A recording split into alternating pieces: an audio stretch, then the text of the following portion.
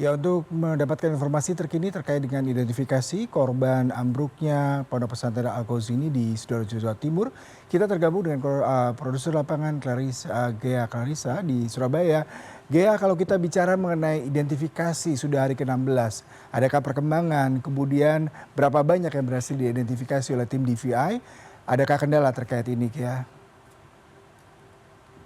Ya Yuda, memang ini sudah memasuki hari ke-16 di mana proses identifikasi ini terus dilakukan tim DVI Polda Jawa Timur, di mana masih berkaca dengan data kemarin memang ada tambahan pada Selasa malam lalu dengan identifikasi sebanyak 4 kantong jenazah baru. Di antaranya setelah proses identifikasi itu dilakukan, ternyata identifikasi tersebut dari 4 kantong jenazah tersebut ada 3 jenazah yang teridentifikasi, yaitu dari santri asal Surabaya, Bangkalan, dan juga Sidoarjo, dan satu body part kami.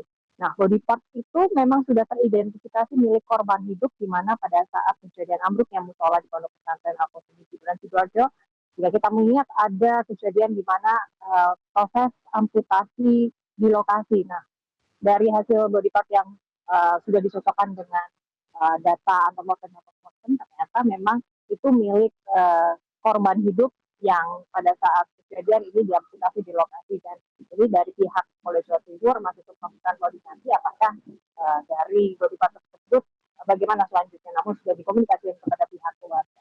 Ya, juga memang untuk proses identifikasi ini berlangsung membutuhkan proses karena tahapannya cukup uh, harus hati-hati mengingat ini korban atau kantong jenazah yang sampai di Rumah Sakit Bayangkara Polda Jawa Timur ini memang sudah hari ketiga pada saat itu, sehingga memang sudah banyak faktor-faktor seperti dekomposisi kondisi dari jenazah tersebut yang memang sudah terjadi perubahan secara alamiah, sehingga itu juga turut berkontribusi terhadap lamanya proses identifikasi. Selain itu juga saat ini artinya dari 67 kantong jenazah yang sudah diserahkan ke Masjid Bayangkara Polda Jawa Timur, masih tersisa 5 kantong jenazah, dan harapannya memang hari ini semuanya bisa rampung, tapi dengan mengedepankan kehati-hatian. Demikian yang kami dapatkan dari statement dari Kabid Dokes Masjid Bayangkara Polda Jawa Timur. Dengan dari sisa kantong jenazah yang ada ini, maka memang ada sedikit tantangan karena melihat dari lama waktunya jenazah yang datang, kemudian juga pencocokan uh, sampel DNA, kemudian data antemortem dan postmortem milik keluarga dan korban. Nah, ini perlu kehati-hatian, sehingga memang dari pihak kepolisian ini tentu akan berhati-hati.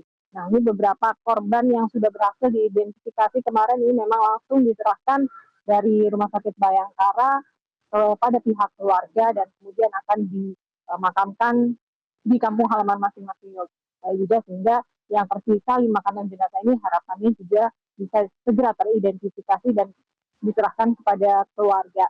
Dari pantauan kami juga di Rumah Sakit Bayangkara memang masih ada keluarga yang harap-harap cemas ya, menunggu kepastian terhadap uh, bagaimana nasib anaknya, mungkin sampai saat ini masih belum teridentifikasi, mengingat kalau data dari tim DPI pada saat itu yang ada posko ketika di Sidoarjo tersebut ada sekitar 63 keluarga begitu yang melaporkan kehilangan anaknya. Namun data itu terus dinamis karena memang mengingat uh, dalam 67 kantong jenazah yang diserahkan kepada Rumah Sakit Bayangkara, ada tidak hanya ada jasad yang utuh, namun juga ada bagian-bagian tubuh yang nantinya juga ini turut berkontribusi dalam proses identifikasi.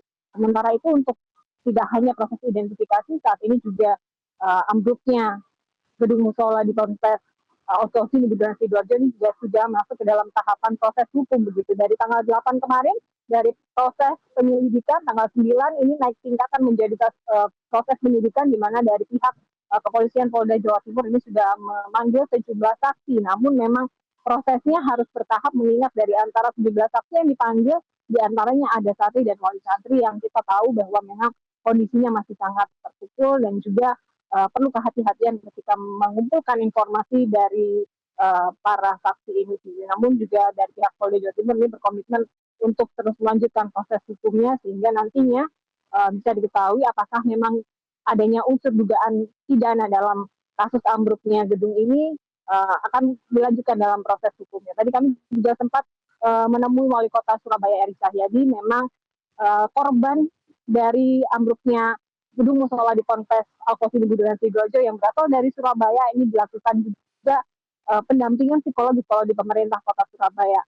Kemudian juga ada tinjauan dari Dinas Sosial Dinas Kesehatan Kota Surabaya bagi korban yang kehilangan kakinya begitu. Ini pemerintah Kota Surabaya sedang mengkaji ulang untuk memberikan sejumlah bantuan, tidak hanya pendampingan psikologis namun juga pemberian kaki palsu seperti itu. Namun kita masih menunggu bagaimana untuk implementasinya, sehingga memang proses identifikasi, proses hukum semuanya masih terus dilakukan dan berjalan juga. Baik, Gia, terima kasih untuk laporan langsung Anda. Selamat bertugas kembali.